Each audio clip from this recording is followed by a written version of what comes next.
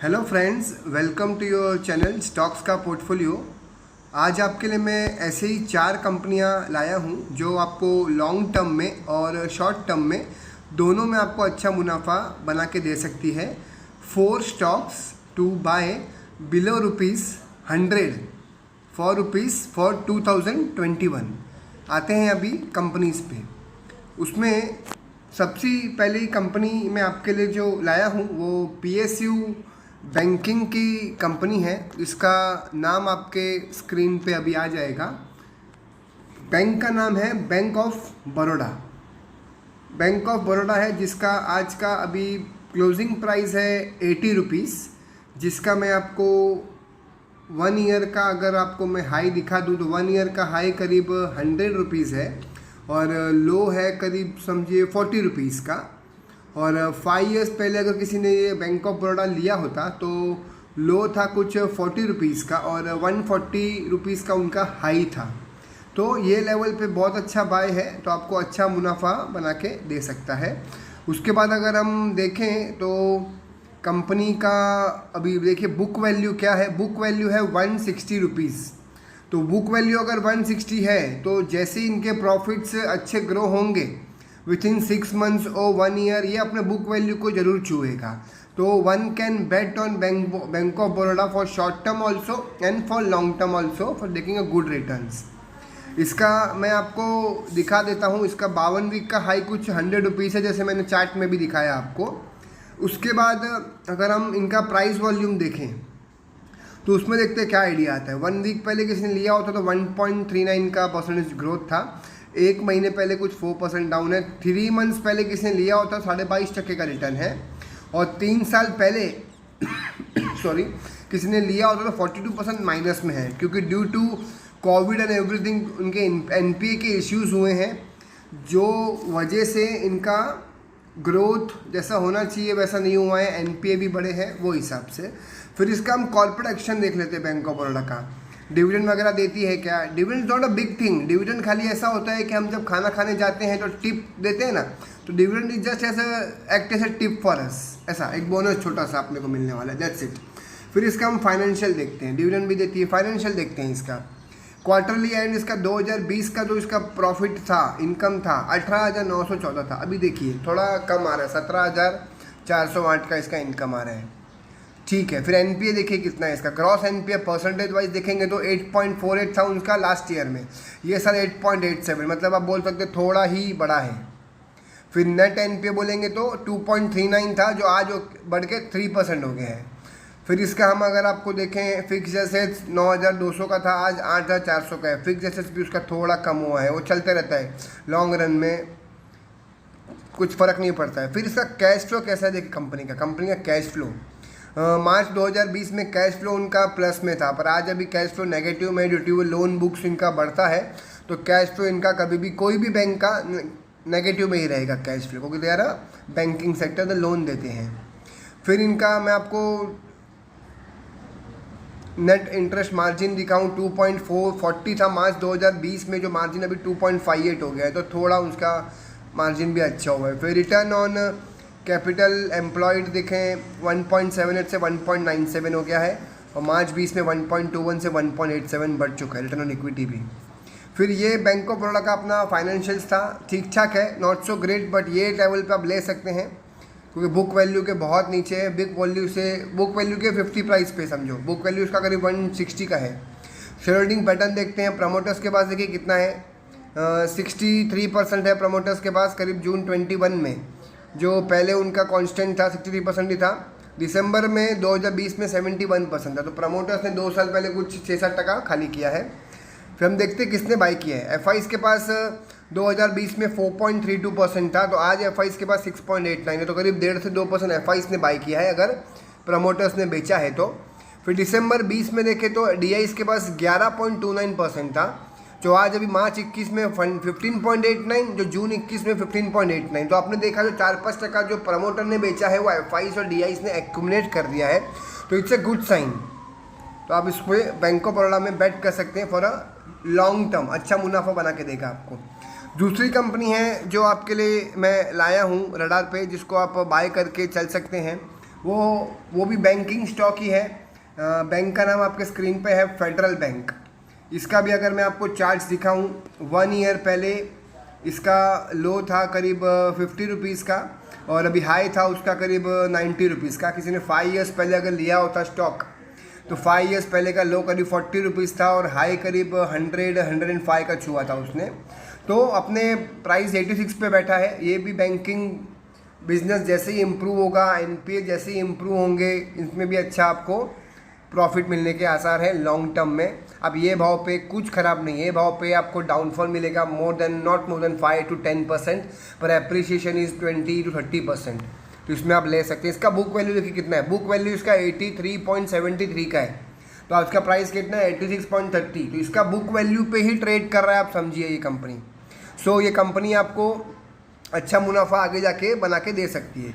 इसका रेवेन्यू देखें हम, देखिए रेवेन्यू 2020 में था 13,590 करोड़, 21 में 14,314, थोड़ा बेटर है। नेट प्रॉफिट देखिए कम बैंक का कैसा है, 1,553 करोड़ था 2020 में, 2021 में आ गया है इनका, 2021 में इनका इनकम आ गया है 1,647 करोड़। सो इम्प्रूविंग है।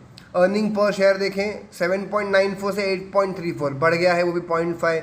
रिटर्न ऑन इक्विटी देखिए कितना है, 10.66 था उनका 2020 में, अभी हो गया 10.08। सो ठीक ठाक है। उसके बाद अगर हम इनका आपको प्राइस एंड वॉल्यूम दिखाएं, प्राइस देखिए 1 वीक पहले किसी ने लिया होता था 3% बनता, 1 साल पहले किसी ने बाई किया होता तो 54% का रिटर्न मिलता था, और 3 ईयर्स पहले किसी ने बाई किया होता तो उसमें आपको करीब 4% का डाउनफॉल था। मतलब अभी ये समझो 1 ईयर हाई के प्राइस पे ही बैठा है समझो। अब डिविडेंड देता है कि ये बैंक, देख लेते हैं हम अभी। यस, डिविडेंड भी देता है 1.40 जो नॉमिनल डिविडेंड है। फिर इसके फाइनेंशियल्स देखें हम, इंटरेस्ट अर्न कैसा करती है। मार्च 21 में 3515 का इंटरेस्ट इनकम था, जो जून 21 में 3524, मतलब फ्लैट ही समझिए, ज़्यादा कुछ वो नहीं है। ग्रॉस एनपीए देखते हैं, ग्रॉस एनपीए इसका था 3.35 का, जो थोड़ा बड़ा है 3.51, और नेट एनपीए देखेंगे तो 1.18 था जो बढ़ के 1.28 हो गया। तो ग्रॉस एनपीए में 0.010 का फ़र्क आया है। फिर इसका रिजर्व एंड सरप्लस देखें, 14,400 का रिजर्व था उनका मार्च 2020 में, जो मार्च 2021 में 16,000 का रिजर्व हो गया है। फिर डिपॉजिट्स बढ़े हैं, यस 1,52,251 करोड़ का रिजर्व था जो 2020 में, और जो अभी हो गया है 2021 मार्च में 1,72,186, तो अच्छा ग्रोथ हो गया है। फिर इसका हम आपको बताएंगे नेट एनपीए उसका भी 1.31 से 1.19 हो गया, तो एनपीए नेट कम हो गए हैं। जैसे कैश फ्लो इनका मैं आपको बता रहा हूँ, कैश फ्लो इनका मार्च 20 में 3,730 का था, अभी कैश फ्लो ऑपरेटिंग में उनका 11,170, मतलब कैश फ्लो इनका 3 गुना हो चुका है। So it's good. फिर फाइनेंशियल्स आपके अगर देखें तो अर्निंग पर शेयर 7.94 था मार्च 20 में, अभी मार्च 21 में 8.34 हो गया है। सो इट्स गुड, इम्प्रूव हो रहा है quarter on quarter, year on year. फिर रिटर्न ऑन कैपिटल एम्प्लॉयड भी इनका 1.80 था जो बढ़ के अभी 1.95 हो चुका है। सो ओवरऑल बैंक अच्छा है फेडरल बैंक। इसका शेयर होल्डिंग पैटर्न भी अगर हम देखें तो एफआईज के पास कुछ 24% है, डीआईज के पास 43% है। आप समझ सकते हैं कितना हेल्दी है। एफआईज के पास 24 और डीआईज के पास है 43, मतलब 60-65% बड़े हाथों में ही है। पब्लिक के पास कितना है 32%। सो फेडरल बैंक पे आप नज़र रख सकते हैं, लॉन्ग टर्म के लिए अच्छा पैसा बना के देगा आपको।